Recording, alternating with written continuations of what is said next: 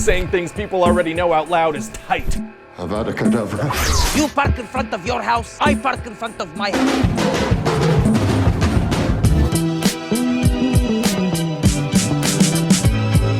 Hey! But we're here to learn, so we'll move on. What's up, everyone? It's Adam from FWCI. Whoops, hang on a second. What's up, everyone? It's Adam from FWCI, and we're up to the very last Harry Potter pitch meeting that I can react to, and I've loved Ryan George's take on this entire series. He's a fantastic comedian, YouTube personality, whatever you want to call it. And shout out to Ryan George, because reacting to his pitch meetings is a great way to share a laugh with you guys, but then also talk about the movie and, you know, talk about whatever other stuff is related to this that I may never get a chance to just sort of, you know, gas bag about. So this is Harry Potter and the Deathly Hallows Part 2 pitch meeting. Hang around after the video because I got something very special. Some of you have been waiting with bated breath for this. It's taken a while to come. Let's get into Deathly Hallows 2. I love this movie.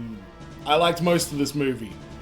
There was a very brief portion of this movie that ripped my soul out of my chest and threw it in my face. So I have mixed feelings about Deathly Hallows Part 2. With that being said, it is definitely like the Avengers Infinity War / Endgame for the Harry Potter franchise, and it was a huge movie. I loved all the goings on in this. But let's check out Deathly Hallows Part 2 pitch meeting. So, you have Deathly Hallows Part 2 for me? Yes, sir, I do. Amazing. And I was thinking, you know, maybe it'd be cool if we split this into 2 parts as well. I don't. And then when we get to the next part, we split that in 2 as well, and then those 2 parts into 2 pieces each. No one could ever stop us mathematically. Sir, unfortunately, I think we're gonna kind of have to end it with this one. We're kind of tapped out here. Oh, damn it! Oh my god. So anyway, what happens in this one? Right, so Harry and Ron and Hermione need to go into Bellatrix's vault at Gringotts because they think there's a Horcrux in there. So what do? Well, they use some frickin' Polyjuice potion to make Hermione look like her. Oh.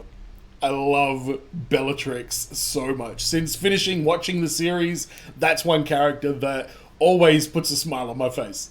Okay, so none of the major wizarding institutions check for Polyjuice potion. They can't detect that kind of thing. That's right, sir, just like at the Ministry, although this time the goblins are a little suspicious because they've been given a heads up. So what's the good guy's strategy here? Well, Harry uses the Imperious curse on the goblin that's suspicious of them, and he leads them to the vault. Isn't that an unforgivable curse? It is, yeah. Kinda a little messed up that he did that, isn't it? Well, Harry's a good guy, so it's kinda forgivable. Yeah.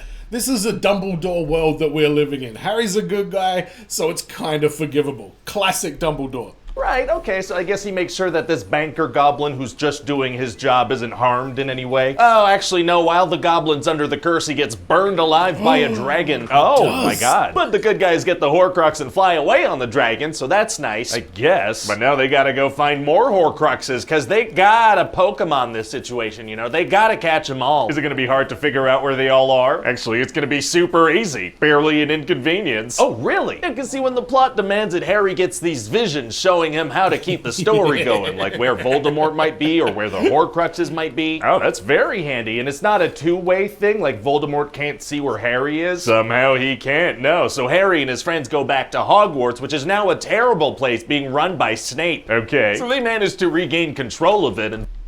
Terrible place run by Snape. It's a oasis being run by Snape. Thank you very much. It's now a terrible place being run by Snape. Okay. So they manage to regain control of it, and Voldemort tells everyone telepathically if they just give him Harry Potter, he won't attack the school. Oh, yikes. Yeah, and one of the Slytherins considers it, so McGonagall sends them all to the dungeons. Oh, because that's the Hogwarts house where it's just the evil kids. Exactly. You think that might be kind of a self-fulfilling prophecy if this is how those kids are treated? No. It's just a triumphant moment where a teacher locks a bunch of 11-year-olds in a dungeon. Oh, okay. So now Harry... Thank you. Thank you, Ryan George. Yes.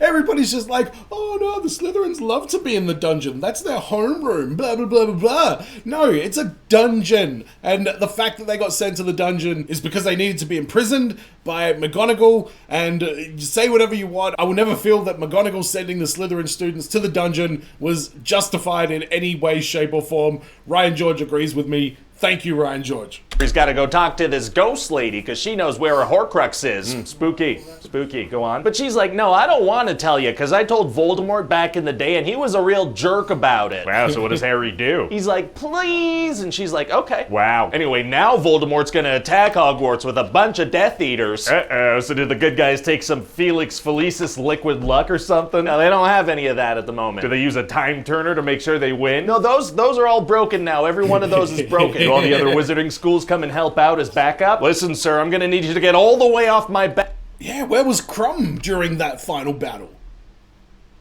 And all the girls that go, where were they? I'm just going to assume that Crumb was with all of the girls that go, it was just him and all of them. Fair enough, Crumb.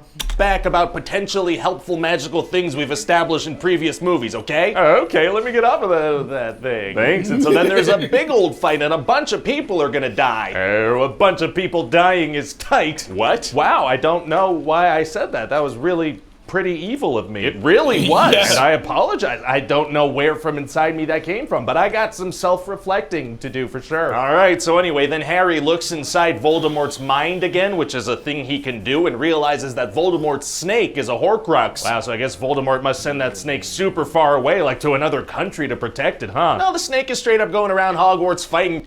I have beef with that snake for obvious reasons. But, yeah, I like the Slytherin. But that snake, unforgivable. People during the battles. Huh. Yeah, Neville's gonna end up killing it, actually. Oh, he is? Yeah, 'cause see, this kid finds an old sword inside the judgy talking hat and uses that to kill a snake that has a piece of a guy's soul in it.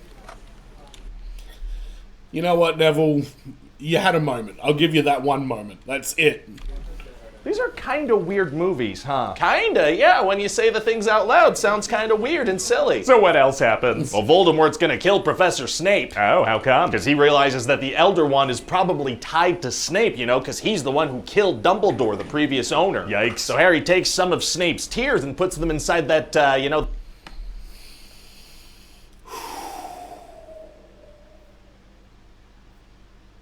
Still not over it. Still not over it. Snape, they did you dirty in this movie. Violent death, though. Violent, painful, graphic death. I think Snape's death is probably the most graphic and violent in the entire franchise. The bowl of backstories there. Oh, and what does he see in there? It turns out that Snape wasn't actually evil this whole time. He just really wanted to hook up with Harry's mom back in the day. Oh my god. No, but like in a nice redemptive way, you know? Like he was kind of helping Harry this whole time. All right. Yes, he turns out Snape and Lily were really close when they were young kids. Okay. So, you know, in terms of casting, it's really important that we get someone with similar eyes to Daniel Radcliffe, you know? Because we keep saying that thing about how he has his mother's eyes, so that's, you know, that's super important. Hey, you tried this new Angry Birds game yet? These birds are so angry at these pigs. They don't like them at all.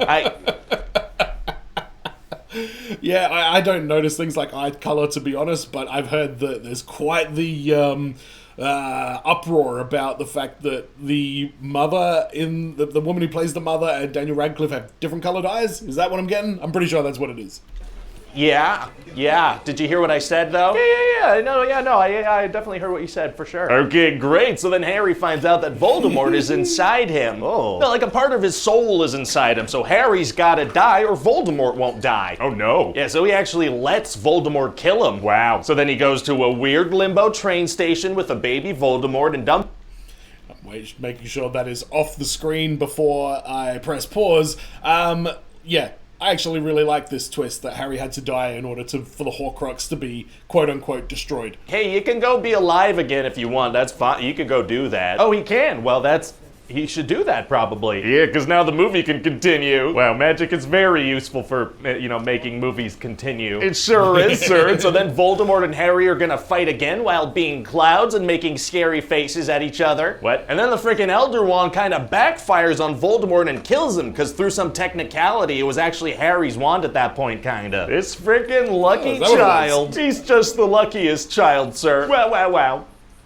Well, So then 19 years later, they're all grown up, so we're gonna need some pretty convincing makeup work to make them look older. would you settle for unconvincing? I would. Great. And then we find out that Harry named his son Albus Severus Potter. He named him after the guy who really wanted to be with his mom. That's right. That's Yep. that's a little weird, but at least he got that Albus name in there. That's kind of nice. Yeah, the headmaster that wanted to knowingly let Voldemort kill him at the perfect moment. Oh my God, what? And then secretly plotted with the guy that was into his mom for years. All right, I mean, Yeah.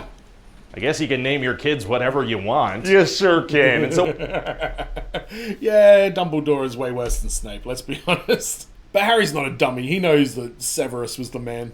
Give your child a middle name of Severus, he'll do good things. He'll do great things. So what do you think? Well, it sounds like a great ending, you know? Thank you. Yeah. So how long do you think we have to wait till we start Fantastic milking this Beasts. again? A few years at most. Fantastic. J.K. Rowling writing Harry Potter spin-off movie Fantastic Beasts and where to find them. Yeah, I don't know if I'm going to watch Fantastic Beasts. I've heard mixed things. I'll probably do it one day, but there's a lot of other movies that I want to try and get to first that I'm really eagerly anticipating doing. But I don't know. Let me know in the comments. Do you want to see Fantastic Beasts on the channel? Do you think I'll like it?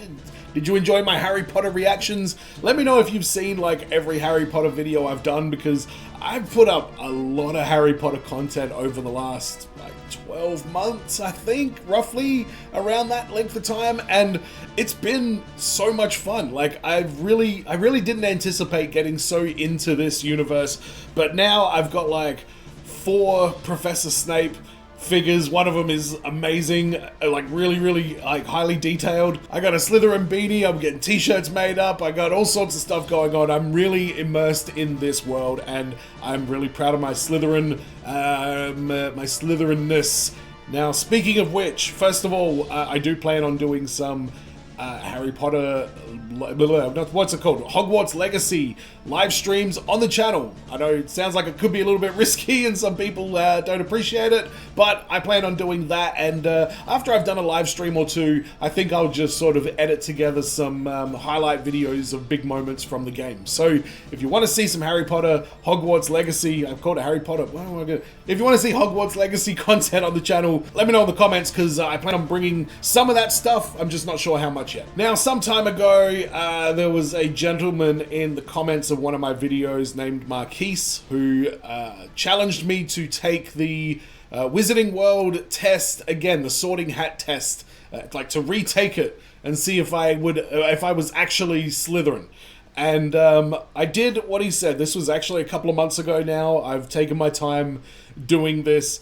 I retook the test and I showed you guys the footage that is me just sort of seeing the outcome, and it's very clear that I did not get House Slytherin on my second go. Now, I asked you to vote in the comments, which house do you think it was in? We got a lot of, mainly Hufflepuff, I think, was the main house that people were guessing. But I'm going to bring you guys the end of that quiz here, my reaction, the aftermath, all that sort of stuff. Without any further ado, I give to you all the results of my second taking of the Wizarding World Sorting Hat House Quiz. Am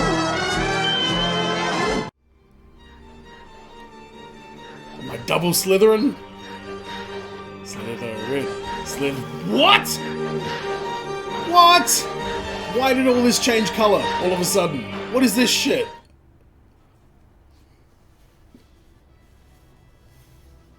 I created a whole second account for this shit.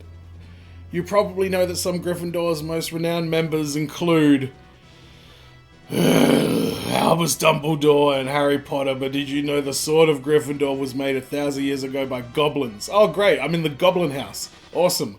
Or the head of house Minerva McGonagall's hobbies include correcting articles in Transfiguration Today. Alright, McGonagall. And supporting the Montrose Magpies. Any team called the Magpies can't be terrible. Oh, the Sorting Hat has spoken and you are not alone. Oh my god, I am alone. This is some bullshit. This is bullshit. Fellow Gryffindors, the boy who lived, singled out by Lord Voldemort at birth and became the greatest rival and our hero, the bookish muggle who became of Gryffindor bravest. The youngest Weasley brother made us laugh even in the darkest of times. Message from your prefect. Who's our prefect? Congratulations. I'm Prefect Percy Weasley, and I'm delighted to welcome you to Gryffindor House. Ugh. Our emblem is the light. Doesn't the Sorting Hat take my choice into account? Please, Sorting Hat. You might belong in Gryffindor, where dwell the brave at heart. Their daring, nerve, and chivalry set Gryffindors apart.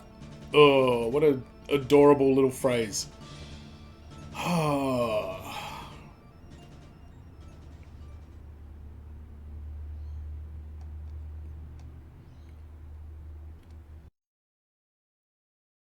You know what, Professor Snape, he led House Slytherin with honor, dignity, transparency, but in the end he got foiled by the petty, very petty and crooked Headmaster Dumbledore. Gryffindor! Gryffindor! I know just what to do with you. Gryffindor! Gryffindor!